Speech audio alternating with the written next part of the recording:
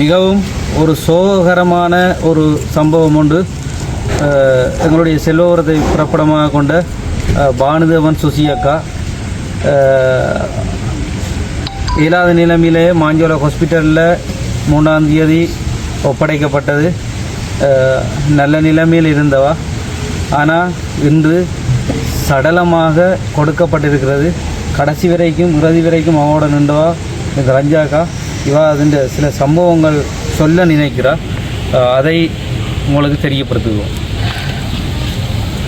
3ஆம் தேதி வயிற்று குத்தம் சத்தியம் மட்டும் சொல்லி கொண்டு வந்த நாங்கள் இங்கே உடனே 6ஆம் போர்டில் விட்டவையால் 6ஆம் போர்டில் விட்டு ட்ரீட்மெண்ட் நடந்தது தான். மாறி மாறி டாக்டர் மேல் வந்து பெரிய டாக்டர் எல்லாம் வந்து பார்த்து வைத்தியங்கள் செய்தவன். உடனே 2:30க்கு ஸ்கேன் பண்ணினவன்.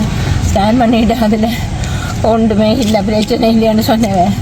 பிறகு நேற்று வந்து பெரிய டாக்டர் பார்த்துட்டு சொன்னவன் இந்த சரத்தில் கல் போல் இருக்குன்னு சொன்னவன். அவள் தொடர்ந்து ட்ரீட்மெண்ட் செய்தவன். குளுக்கோஸுகள் ஏற்றியதால் செய்து கொண்டு வந்தவன். அவள் சத்தி எடுத்தவா. அவள் விடிய சலம் கொஞ்சம் போகுதில்லை, அவளுக்கு போகையில்லை, குறைவு சலம் போனது விடிய அந்த டியூப் பூட்டியிருந்த இரவே பூட்டிக்கணும். விடியவும் சத்தி எடுத்தவா.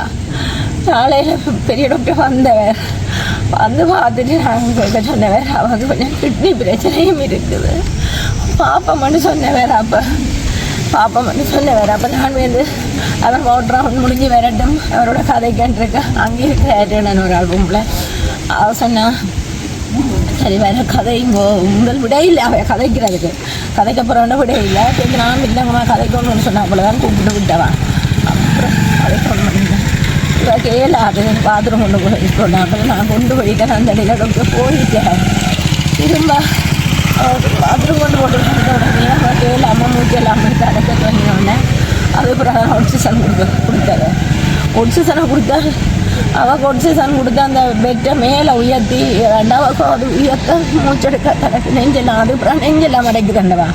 நெஞ்சடைக்குது எனக்கு பதியும் கொண்டாவே பதிக்கணும் இல்லை. அவள் சொல்லினே இப்படி கொடுத்தா தானே எல்லாம் மூச்சு தான் நம்ம சுகமாக இருக்குமென்னு சொல்லி நம்ம அவள் கலட்டி விட சொல்லி 2-3 நேரம் கலட்டினவா. கலட்ட முடியல. அதுக்கு பிறகு வச்சிருது தண்ணி 1ஆம் போட்டுக்கு மாத்திரம்னு சொல்லிக்கிறேன். ஏன்னா மிஸ் எதுவும் பிரச்சனை கொண்டு கேட்டேனா.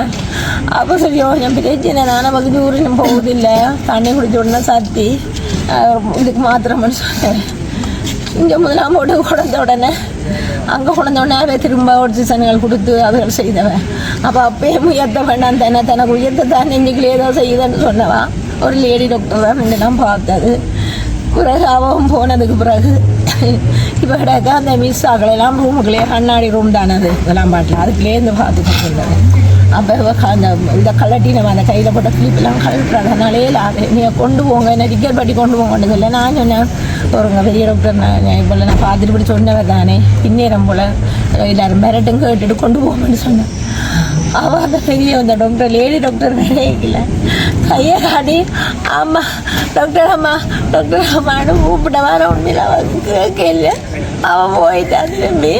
அப்போ அந்த உள்ளுக்கு இருந்தெல்லாம் பார்த்து கொண்டு இருக்கிறான். நான் அவன் வருவின உடனே இவனை பிடிச்சி தடவி கொண்டு இருக்கிறேன். அப்படியே பார்த்தபடியே சோர்ந்து அப்படியே இல்லை நான் படுக்கிறான்னு தான் இருந்தேன். நான் அப்படியே அவனை உயிர் போயிடுச்சு. அவன் வந்திருந்தா அவட நாட்டை வச்சு தரேன் பார்த்து என்ன ஒன்றும் செய்திருப்பினான். இல்லைன்னா அவன் 6ஆம் பாட்டிலேருந்து ஐநூறு அனுப்பி இருந்தா அவங்க காப்பாற்றி இருப்பினான். இது இஞ்சோட தீவன் சும்மா அங்கே போட்ட மாதிரி இஞ்ச போட்டு நான் கேட்குற ஒரு விஷயம் என்னென்றால் 3ஆம் தேதி வைத்தியசாலைக்கு ஒப்படைக்கப்பட்ட இந்த அக்கா வைத்தியசாலையில் 7ஆம் கட்டம் 6ஆம் போட்டிலேருந்து 7ஆவது கட்டத்தில் 1வது போட்டுக்கு மாற்றிருக்கிறோம். இந்த 1வது போட்டு 11:45 கொண்டு வந்திருக்கிறோம். 3:30 செத்துருக்கிறார். வைத்திய பொது அதிகாரி பிபி அதுவரையும் அவர் பார்க்கவில்லைன்னு சொல்கிறீங்க. இப்போ பெண் டாக்டர் ஒரு ஆள் தான் நின்றுக்கிறார். உங்களுக்கு தெரியும் அவள் 7ஆவதுன்னு சொல்லியிருந்து 6ஆம் போட்டிலேருந்து 1ஆம் போட்டுக்கு அனுப்பியிருக்கிறீர்கள்.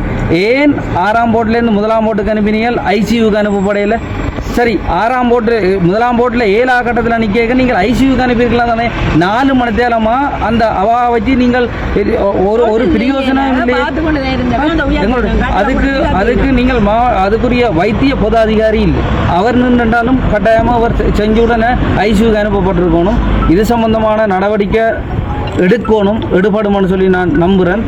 இதில் நாங்கள் உண்மையாகவே தரம் இல்லை எங்கட குடும்பத்துக்கு முதல் தரம் எங்கட மருமன் வேளாளன்னு சொல்லி காய்ச்சல் கொக்கோலா சூடாங்க குடிச்சு பிலாப்பழம் சாப்பிட்டு நெஞ்ச உடந்து வச்சிருந்து கொண்டு நாங்கள் யார் படம் இல்லை பொறுங்கோன்னு கடைசியாக சுக கொண்டு எங்களை எல்லாரையும் வழியில் விட்டுட்டு முடிஞ்சது அப்புறம் தான் சொன்னேன்.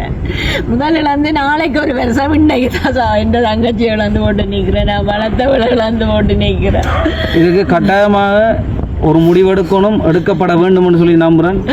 இந்த நிலைமையிலையும் இறுதி வரைக்கும் இன்றைக்கு வரைக்கும் இந்த நேரம் வரைக்கும் நின்று உடனே போஸ்ட்மார்ட்டம் செஞ்சு எங்களுக்கு அவருடைய உடலை தருவதற்கு கடைசி வரைக்கும் நின்ற நிர்வாக உத்தியோகத்தர் ஜவாத்துக்கும் இந்த நேரத்தில் வந்து போஸ்ட்மார்ட்டம் செஞ்ச டாக்டருக்கும் நன்றி.